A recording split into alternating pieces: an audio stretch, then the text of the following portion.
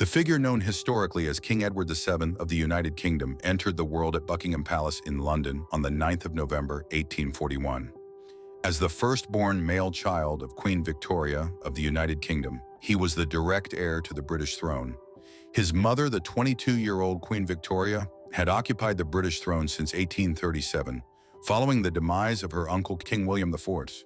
When she was born in 1819, towards the end of her grandfather, George III's reign, Princess Victoria was only fifth in line for the succession.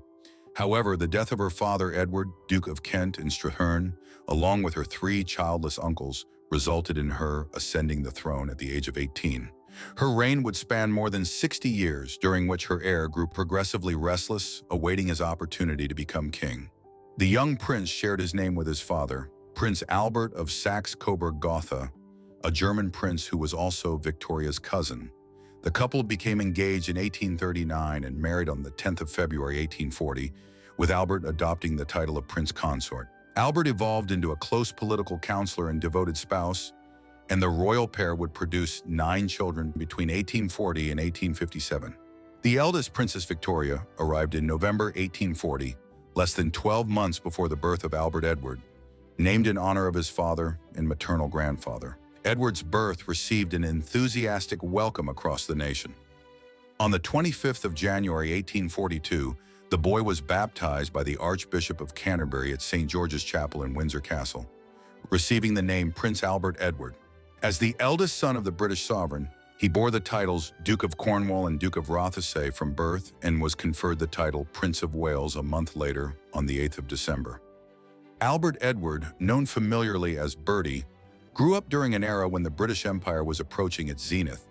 The United Kingdom pioneered the Industrial Revolution, as innovations in manufacturing processes and labor specialization fueled rapid economic growth. Following the conclusion of the Napoleonic Wars in 1815, Britain had overcome France in the contest for global supremacy, commanding trade routes via the Royal Navy. Besides the United Kingdom of Great Britain and Ireland, the British Empire's domains encompass Canada, the Indian subcontinent, portions of southern Africa, Australia, and New Zealand, while British economic might extended its influence far beyond its formal imperial limits. The United Kingdom stood as one of the few nations possessing a constitutional monarchy where political authority was distributed between the monarch and parliament, comprising the House of Lords, representing the aristocracy and the church, and the House of Commons, representing the nation's business and mercantile sectors. Since the Civil War in the 17th century and the Glorious Revolution of 1689, the monarch's powers had steadily decreased over the centuries. The sovereign's executive authority devolved to the Prime Minister and his cabinet, who introduced government legislation and guided it through Parliament. Although parliamentary acts still required royal assent, this increasingly became a formality, reducing the monarch to primarily serving as an advisor to the government. In April 1849, Bertie's education was placed under Henry Birch of Eton College, who characterized the young prince as markedly disobedient, disrespectful towards his instructors, and resistant to discipline, possessing a limited attention span and a proclivity for easily losing his temper, especially when provoked by teasing. Despite this, he endured frequent teasing and mockery from his tutor, adhering to the traditions of British public schooling. Nevertheless, Bertie developed an affection for Birch and felt saddened when Birch resigned his tutorial position in 1852 upon being ordained as a priest. The departing tutor also expressed regret at leaving his young charge. The prince harbored considerably less fondness for his successor, Frederick Weymouth Gibbs, a lawyer and Cambridge fellow, who clearly conveyed his frustrations in reports to the Queen and Prince Consort. The educational regimen was rigorous, with lessons commencing at 8 in the morning and concluding at 7 in the evening. Some of Bertie's tutors, including his German instructor, in Albert's librarian Dr. Becker, in his religious mentor, the Reverend Gerald Wellesley, younger brother of the late Duke of Wellington, believed the prince's studies were overly demanding and suggested easing the workload. However, Victoria and Albert rejected this proposal, convinced that physical discipline was the sole remedy for Bertie's behavior. The young prince's inclination towards violent outbursts raised concerns that he might have inherited the condition of his great-grandfather, George III, who suffered multiple episodes of insanity during his life. Although Victoria had aimed to raise her son in his father's mold, Prince Albert's rigid approach to parenting and his efforts to isolate Bertie from boys his own age instilled fear in the latter. Bertie was consciously aware of his failure to meet his father's expectations. Though he found pleasure in hunting, attending operatic and theatrical performances, and participating in public events like military reviews and ceremonies alongside the Queen in his role as Prince of Wales. Eager to escape the confines of Buckingham Palace, he enjoyed his initial foreign journey visiting his great-uncle King Leopold in Belgium, but was particularly captivated by the allure of Paris when, at age 13, he accompanied his parents on a state visit to Emperor Napoleon III in August 1855.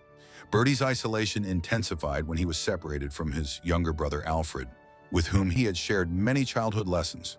In 1858, he bade farewell to his cherished sister, Princess Victoria, who had married Crown Prince Frederick William of Prussia and was moving to join him in Potsdam. That same year, Queen Victoria acknowledged that Gibbs's methods were ineffective. Bertie was granted more independence and a new annual allowance of $500, most of which he promptly spent on clothing, further exasperating his parents. Concurrent with his newfound autonomy, the prince achieved his desire to join the army and was commissioned as a lieutenant colonel. Though disappointed, he wasn't permitted to sit the standard examinations, as Victoria and Albert feared the embarrassment should he fail.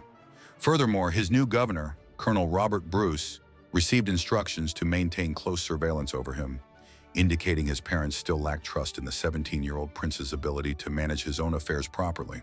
Even upon Bertie's admission to Christ Church College, Oxford in October 1858, a month before his 18th birthday, Prince Albert ensured that Bruce, now elevated to Major General, would continue overseeing his activities.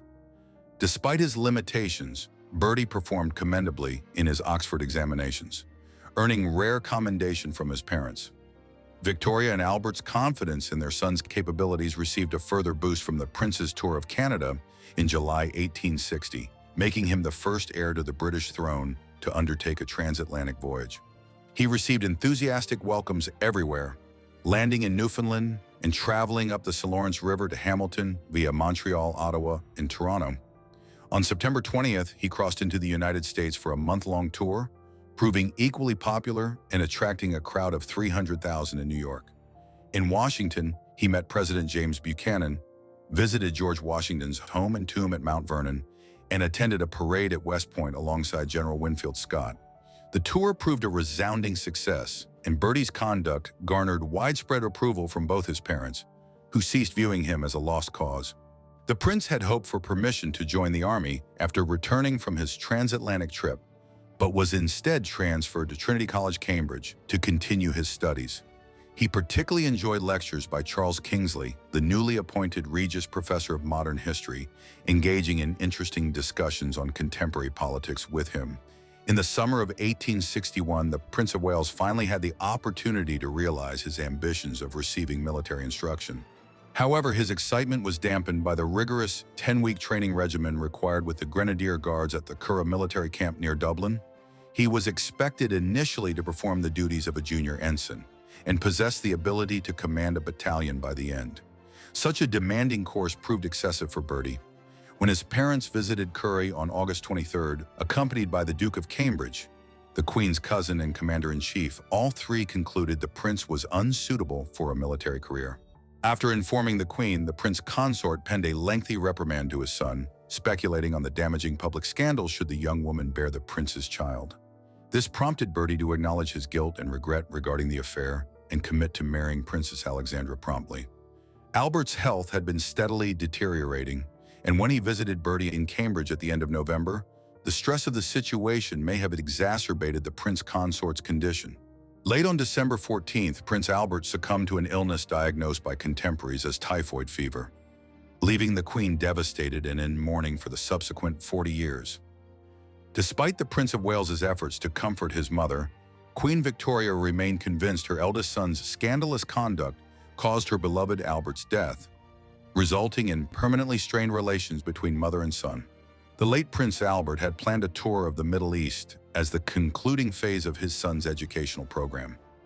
Bertie embarked on this journey in January 1862, arriving in Alexandria, Egypt on March 1st, traveling up and down the Nile before proceeding to the Holy Land and reaching Damascus by late April. Similar to his previous foreign excursions, the prince seemed largely uninterested in sightseeing or learning about the millennia of history embodied by the temples and churches he visited, feeling more at ease exchanging pleasantries with hosts and participating in hunting trips. By late May, he was in Constantinople meeting the Ottoman Sultan before journeying home via Greece and France. Overall, the tour proved another success and helped mend the prince's relationship with his mother. However, it was sadly marred by the death of General Bruce, who contracted a fever abroad and passed away shortly after returning to England. Both the Queen and the Prince of Wales were eager to proceed with the wedding to Princess Alexandra. Accordingly, the engagement was announced in September 1862, and the couple married on March 10, 1863 at St. George's Chapel in Windsor. Although Queen Victoria held great affection for her daughter-in-law, the occasion proved bittersweet, occurring so soon after Albert's death.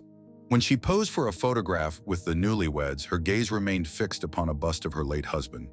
Bertie and Alex, as Princess Alexandra was nicknamed within the British royal family, divided their time between Marlborough House in London on Pall Mall, near St. James's Palace, in the country estate of Sandringham House in Norfolk, purchased by the prince in 1862.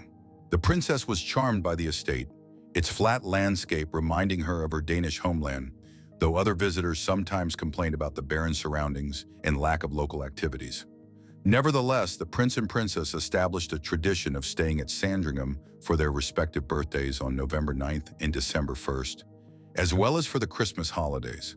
Even as he settled into married life with Princess Alexandra, the Queen couldn't help but persistently voice anxieties about her son and his associates, believing his companions were detrimental to her cherished daughter-in-law. She felt particular concern regarding Bertie's association with the beautiful and lively Duchess of Manchester, who had engaged in numerous affairs, including with Bertie's close friend Lord Hartington, later Duke of Devonshire, whom she eventually married following her husband's death. The Queen was also troubled by her son's influence within London's society, where he served as patron of the Garrick Club, frequented by actors and actresses. Victoria believed that maintaining such company compromised the crown's dignity and associated her son's behavior with what she perceived as a decline in the moral standards of the British aristocracy. The Queen's negative assessment of her son's character led her to exclude him from any position of power or authority. She limited his access to significant state documents and prohibited him from representing her publicly. The Queen's concerns about her son's political indiscretion proved justified in 1864 when German armies, led by Prussia and Austria, invaded Denmark to assert a dynastic claim over the duchies of Schleswig and Holstein. While the Prince of Wales was naturally and vocally sympathetic towards his father-in-law, now King Christian Narni of Denmark, Queen Victoria quietly supported the German claim and criticized her son for his pro-Danish stance, even though it mirrored public sentiment. Not for the first instance in British history, the heir to the throne actively undermined official government policy, going so far as discussing his objections with liberal opposition leaders. When the Italian revolutionary general Giuseppe Garibaldi visited the United Kingdom, hoping to rally English support for the Danish cause, he received enthusiastic welcomes at his public appearances. Garibaldi stayed at Stafford House, residence of the prince's close friend, the Duke of Sutherland, and the prince made a point of visiting his friend while the Italian hero was present. This meeting elicited a severe reprimand from the Queen, appalled that the heir to a crown could so flagrantly meet an avowed revolutionary. However, the prince refused to apologize, viewing the meeting as a success. Victoria's patience was wearing thin, not only with her son, but also, progressively, with her daughter-in-law. In December 1863, Alex gave birth to a son named Albert Victor by the Queen. Despite the parents' objections, the Queen felt the princess was being exhausted by the couple's active lifestyle following their son's birth. She couldn't prevent the couple from visiting the princess's Danish relatives in September 1864. Despite diplomatic tensions with the German states, whose armies had seized control of Schleswig and Holstein, when Alex delivered her second child, Prince George, on June 3, 1865, Victoria reiterated her complaints. Within a year, however, the princess was pregnant again, preventing her travel to Russia for her sister Dagmar's wedding to Grand Duke Alexander, son and heir of Tsar Alexander II. The Prince of Wales attended without her, thoroughly enjoying his time in St. Petersburg and Moscow, temporarily improving relations between Britain and Russia, whose imperial aspirations clashed in Central Asia. Upon returning from Russia, the prince found his wife unwell, suffering limb pains exacerbated by the birth of Princess Louise on February 20th, 1867. Bertie appeared to treat his wife's serious health condition lightly, continuing his nightly outings and feeling bored when obliged to remain at her bedside. Alex's health gradually improved over the following months, though she remained wheelchair-bound by July and would walk with a limp for the rest of her life. Bertie's neglect of his wife proved even more painful, amidst rumors that the prince had taken an interest in certain young women during his Russian trip and frequently sought female company during a visit to France for the Paris exhibition opening in April 1867. When Alex was well enough to travel to Wiesbaden, Germany, to take the waters, she caused a diplomatic incident by refusing to meet King Wilhelm of Prussia, whom she held responsible for her homeland's devastation. Bertie was tasked with apologizing for his wife and meeting the King and Queen of Prussia alone. When this failed to satisfy the involved parties, the prince compelled his reluctant wife into a meeting with the king, which transpired far more cordially than anticipated. Queen Victoria remained displeased throughout the entire scandal, convinced both her son and daughter-in-law were unfit for the royal offices they would eventually inherit. By his 20s, the Prince of Wales had cultivated a reputation as a prince devoted to pleasure. Hating idleness, he attended horse races and hunts nationwide, frequented London banquets and balls, visited musical and theatrical venues, and was once observed dancing the can-can with the Duchess of Manchester in a nightclub. Each year, the prince undertook several trips abroad, including brief visits to Paris without his wife. Even at home in Marlborough House or Sandringham, the prince enjoyed entertaining male friends with card games, billiards, or utilizing the bowling alleys specially installed in both residences, while women were invited to dance with the prince. These diversions, the expenses of refurbishing and expanding Sandringham, combined with his fondness for modest gambling, strained the prince's finances. Despite this, in autumn 1868, shortly after Alex gave birth to their daughter Victoria, the prince and princess embarked on a costly 7-month holiday through Germany and Austria to Egypt, Turkey, Crimea, returning via Greece, Italy, and France. For most of his life, the Prince of Wales enjoyed extreme popularity among the British public, but a scandal erupting in spring 1869 significantly damaged his standing. The case centered on 21-year-old Lady Harriet Mordaunt, wife of Liberal MP Sir Charles Mordaunt, an occasional guest at the prince's gatherings. Following the birth of her first child, Lady Harriet exhibited eccentric behavior when fears arose her daughter might be blind, which she attributed to venereal disease.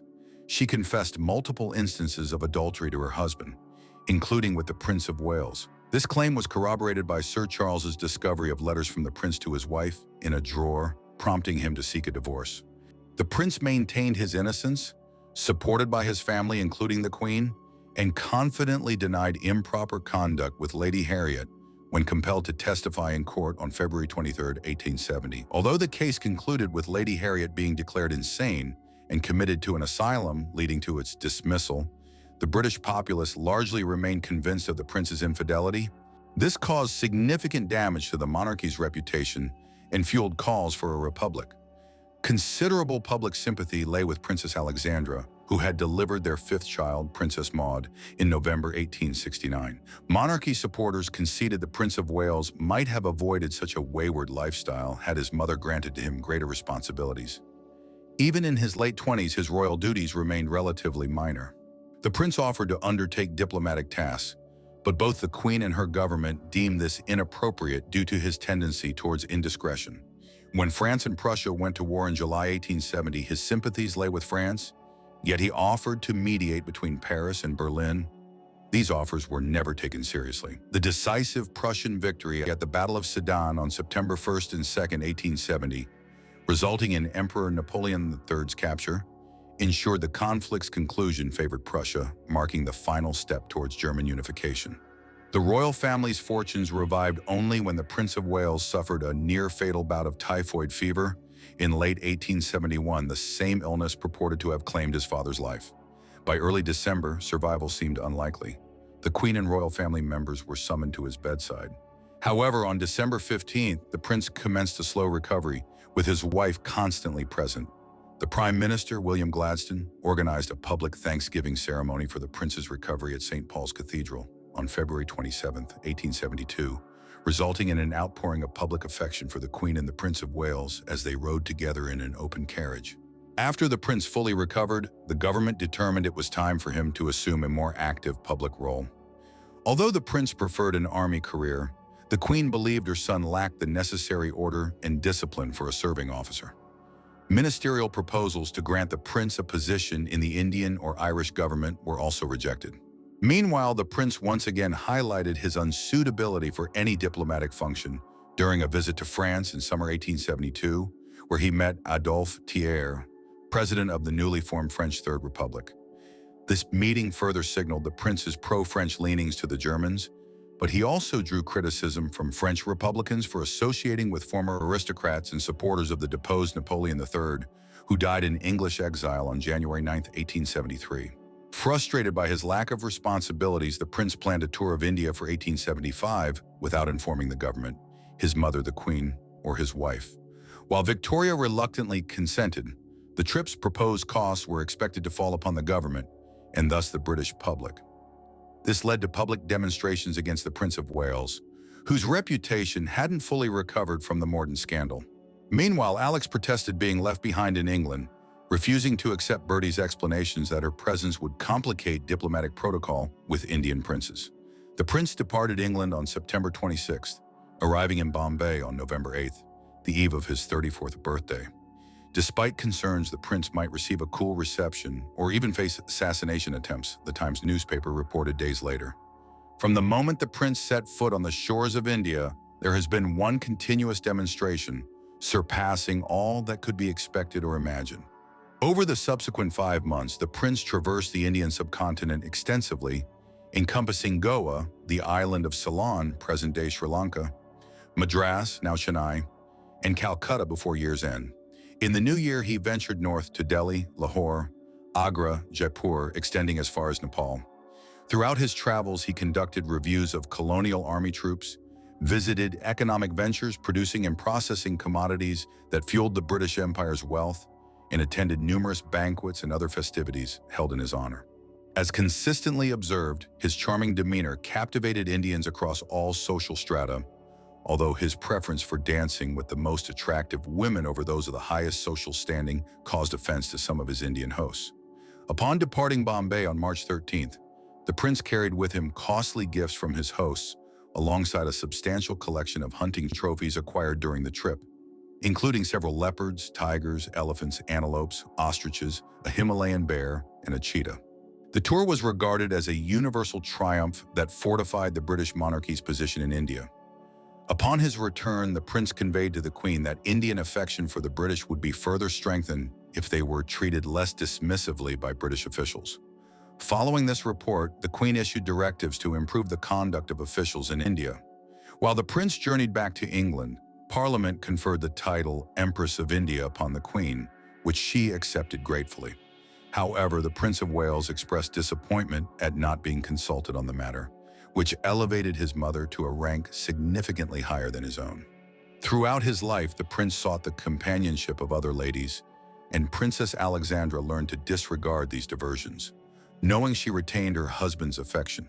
In May 1877, a year following his return from India, the prince first encountered the 24-year-old beauty, Lily Langtry. By year's end, the pair commenced a prolonged affair, facilitated by the prince inviting her to country houses where he planned weekend stays. This romantic connection persisted until 1880, as Langtry began relationships with other lovers. Nevertheless, the prince remained fond of her, and it was owing to his influence that she embarked on a successful theatrical acting career in 1881. By this juncture, the prince had redirected his attentions to Lady Daisy Brooke, later Countess of Warwick, engaging in an affair that extended well into the 1890s.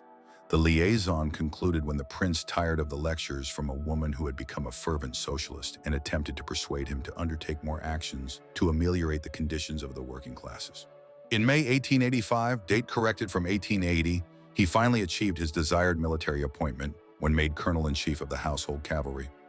However, the prince's aspiration to be deployed to Egypt in 1882 to join forces suppressing a nationalist uprising was opposed by the Queen and her ministers, who deemed exposing him to such risks unwise.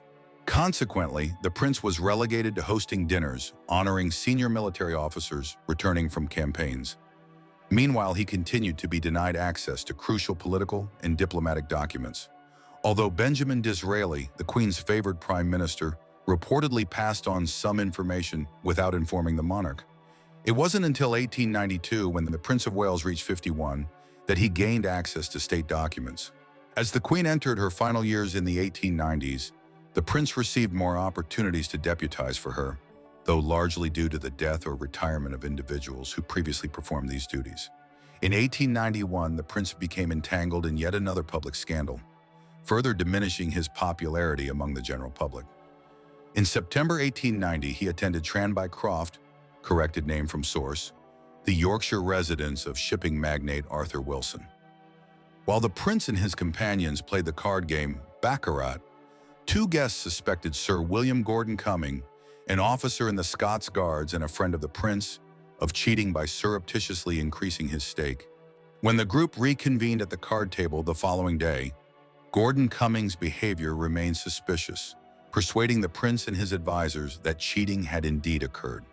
Those present pressured Gordon Cumming into signing a document agreeing never to play cards again, with the guest pledging silence on the matter. The secret inevitably surfaced, leading Gordon Cumming to file a lawsuit against his accusers, including the prince. The prince's attempts to have the case heard in a military rather than a public civil court proved futile. The Solicitor General, Sir Edward Clarke, representing Gordon Cumming, successfully highlighted inconsistencies in the accuser's testimonies, garnering considerable public sympathy. Nevertheless, the jury ultimately concluded Gordon Cumming had cheated. Although exonerated once more, the affair temporarily damaged the prince's popularity, reinforcing his reputation as a profligate gambler. Throughout his life, the Prince of Wales associated with friends and acquaintances disapproved of by the Queen and other leading aristocrats. While many were indeed individuals of questionable reputation, the prince's friendships with prominent Jewish individuals and families also proved controversial during a period of heightened anti-Semitism. The British aristocracy derived its wealth primarily from land and viewed those who acquired fortunes through business and finance with disdain. However, the Prince of Wales possessed a fascination with economics and the capitalist system. He frequently visited the Sassoons, a wealthy merchant family with extensive commercial operations in India, and maintained friendly relations with the renowned Rothschild banking family, having known Nathaniel Meyer Rothschild at Cambridge and enjoyed entertainment at their vast estates across the country. The prince's limited income and extravagant lifestyle led him to borrow funds not only from the Rothschilds but also from other prominent Jewish financiers, including Sir Ernest Cassell, a German-born banker who became one of the wealthiest men in the country and financially backed the Aswan Dam in Egypt, completed in 1902. When they were 13 and 12 respectively, they commenced naval training as cadets aboard the ship Britannia, where George significantly outperformed him. The Prince of Wales faced the same difficulties regarding an eldest son failing to meet expectations as his own father, Prince Albert, had encountered during his upbringing. In his mid-20s, the handsome Prince Eddie began attracting female attention. In 1890, he fell in love with Princess Hélène of Orléans, who was not only Roman Catholic but also the daughter of the pretender to the French throne. Such a union presented both religious and diplomatic complications. Despite both the Queen and Prince of Wales favoring the match, contingent upon the prospective bride converting to the Church of England, her father rejected the proposal, and the Pope also vetoed the possibility of her conversion. With the French princess unavailable, Princess Mary of Teck emerged as an alternative candidate, and the wedding was scheduled for February 1892. It never occurred, as Prince Eddie fell gravely ill with pneumonia in December 1891 and died at Sandringham on January 14, 1892, days after his 28th birthday. His younger brother George would later marry the bereaved fiancée. Although devastated by the loss of his eldest son, the Prince of Wales found solace in the fact that his far more capable brother George would now become the heir to the throne. This prospect drew nearer with each passing year as Queen Victoria's health gradually declined. In 1897, she celebrated her Diamond Jubilee and remained in good spirits for her 80th birthday a couple of years later, but ultimately passed away on January 22, 1901, after reigning for almost 64 years. Prince Albert Edward, after a 59-year wait, finally became king. The death of such a long-reigning monarch and the accession of a king whose personal life had repeatedly caused public scandal naturally raised questions about the stability of the British monarchy. Despite these apprehensions, the new king's popularity remained largely unquestioned. Contrary to his mother's preference for him to reign as King Albert Edward, he instead adopted the designation Edward VII, arguing it paid finer tribute for his father to remain the sole sovereign or consort named Albert. Despite his earlier objections regarding the circumstances of his mother receiving her imperial title, the new king readily assumed the title Emperor of India. As if protesting his late mother's inclination to deny him power and responsibilities upon moving into Buckingham Palace and Windsor Castle, he promptly ordered the reorganization and redecoration of her favorite rooms and the clearing of others untouched since Prince Albert's death. Although King Edward continued indulging in the same pastimes as during his time as Prince of Wales, he enthusiastically undertook his new duties and responsibilities as a constitutional monarch, displaying great interest in the state papers to which he finally had full access. This initial enthusiasm proved short-lived. He soon realized he couldn't personally attend to every minor detail and respond to every letter, relying increasingly on secretaries to execute work according to his instructions. He felt far more comfortable fulfilling public engagements, traveling the country, laying foundation stones, visiting schools and hospitals, opening exhibitions at museums and galleries. During these events, as well as when performing more significant political duties like the state opening of Parliament and Privy Council meetings, the king demonstrated effectiveness and eloquence as a speaker, rarely needing notes.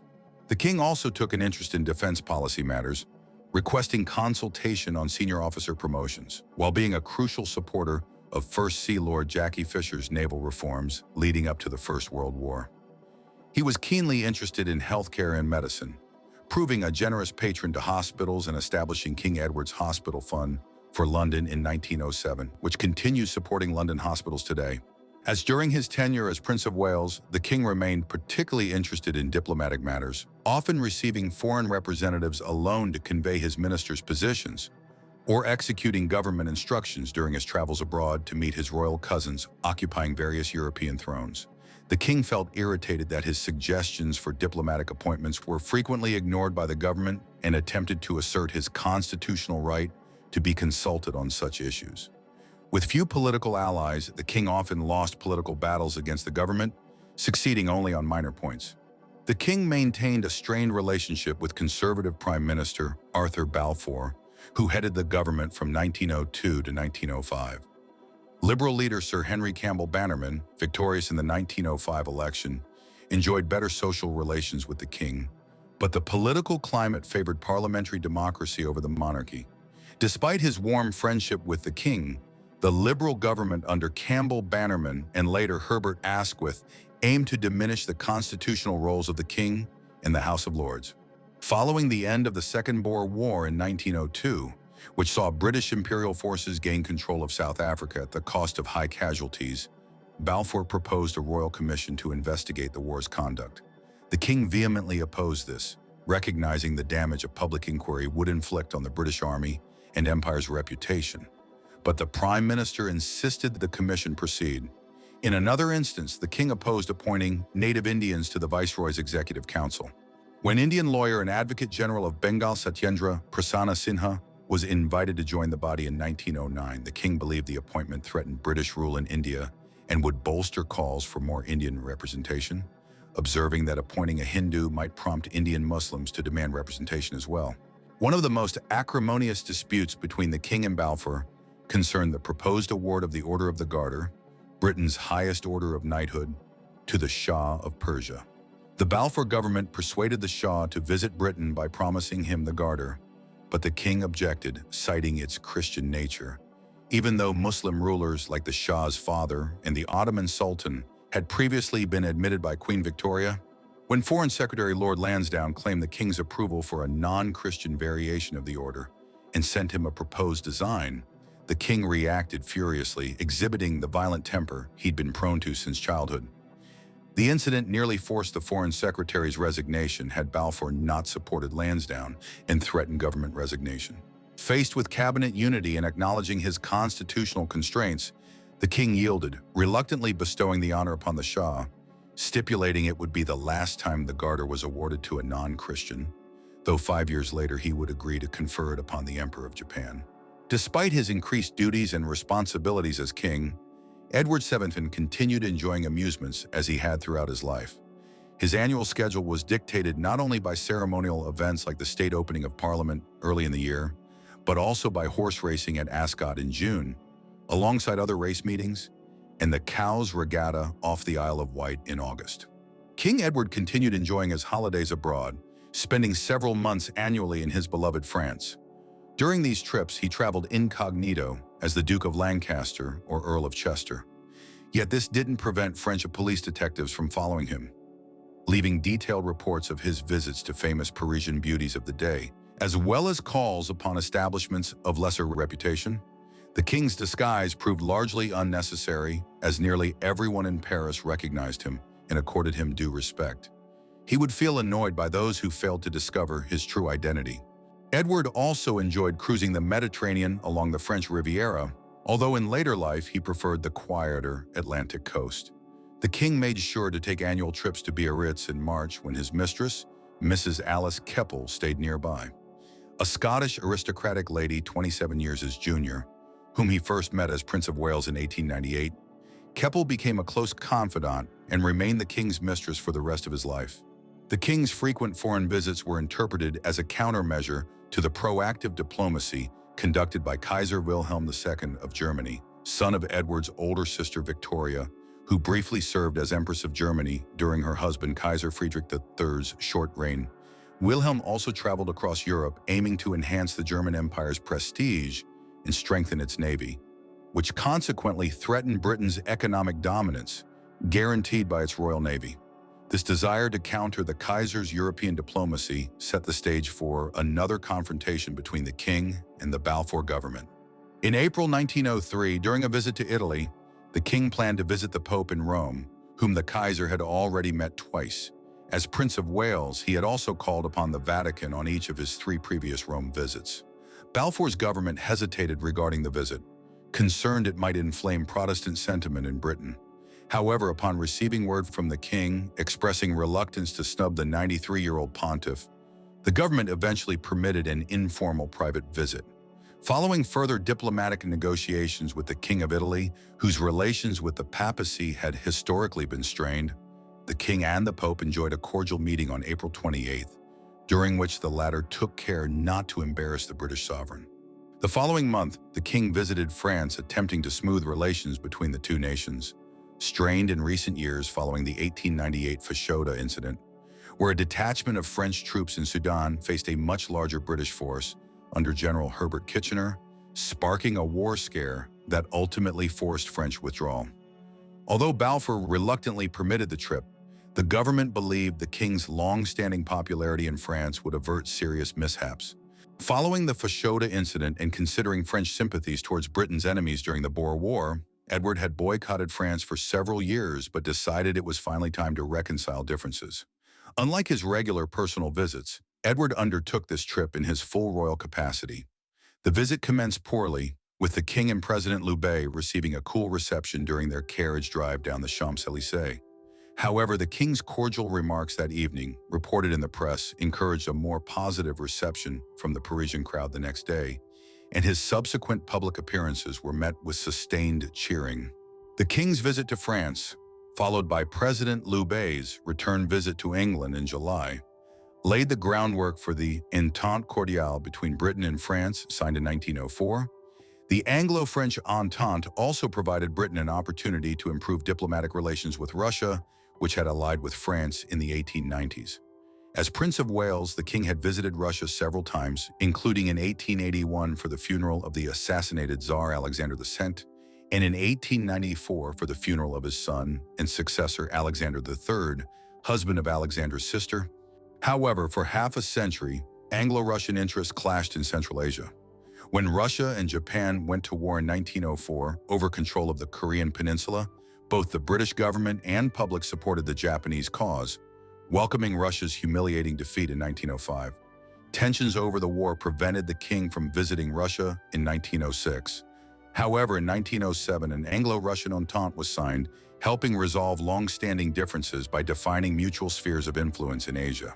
The Entente's signing enabled the king to meet Tsar Nicholas II at Reval, modern-day Tallinn, in 1908, where he established a warm relationship with the Russian ruler, despite broaching the controversial topic of Jewish persecution within the Russian Empire. In 1909, Tsar Nicholas and his family were invited to England for the Cowes Regatta, further enhancing goodwill between the two empires. Despite close family ties with the Prussian royal family, which became the German imperial family after German unification in 1871, King Edward had never been friendly towards Germany, especially following Prussia's expansionist wars against his wife's native Denmark in 1864 and against his beloved France in 1870–71. Bitterly opposing the policies of Kaiser Wilhelm and his Chancellor Otto von Bismarck, as Prince of Wales, he had hoped his liberal brother-in-law Friedrich III's succession would offer an opportunity to improve Anglo-German relations. However, by the time Friedrich became Kaiser upon his father's death in March 1888, he was already succumbing to throat cancer, reigning a mere 3 months before being succeeded by his more conservative son, Wilhelm II. Edward made no effort to conceal his disdain for his nephew, and the sentiment was reciprocated. During the 1890s, he felt irritated by the German emperor's habit of disrupting the Cowes Regatta, bringing the fastest yachts and displaying the German Imperial Navy's newest ships as if challenging British naval supremacy. The Kaiser had been present at his grandmother Queen Victoria's bedside upon her death in 1901. His genuine display of grief afterward earned him praise in England, and he spoke of a formidable Anglo-German alliance dominating the European continent and high seas. Although the British and German governments initiated negotiations for such an alliance, subsequent meetings between king and Kaiser went poorly, and the British government withdrew from talks in 1902. Relations between uncle and nephew reached their nadir in 1905 when the Kaiser delivered a bombastic speech in Morocco outlining Germany's grand imperial ambitions in the North African state. As part of the Entente, Britain had recognized Morocco as France's sphere of influence. King Edward threw his diplomatic support behind the French, infuriating the Kaiser, whom believed the British monarch aimed to destroy the German Empire. The two men exchanged insults, with the Kaiser particularly keen on disseminating tales about his uncle's private life. Efforts to mend relations proved counterproductive. During a visit to Britain in 1908, the Kaiser made insulting remarks about the French and Russians, claimed Germany was Britain's sole friend during the Boer War, and told the New York Times in an interview he anticipated war between Britain and Germany, predicting German triumph. During a state visit to Germany in February 1909, the king experienced breathing difficulties and briefly lost consciousness, consequences of his lifelong smoking habit finally manifesting. The king's health was further strained by a constitutional crisis that summer involving the Liberal government led by Prime Minister Herbert Asquith and his Chancellor of the Exchequer, David Lloyd George. They introduced a budget increasing taxes on the wealthier segments of society to finance a package of social welfare programs. The following month, Asquith retracted the pledge to pack the House of Lords, but the stalemate over the budget remained unresolved until after the king's death, when the Lords relinquished their opposition.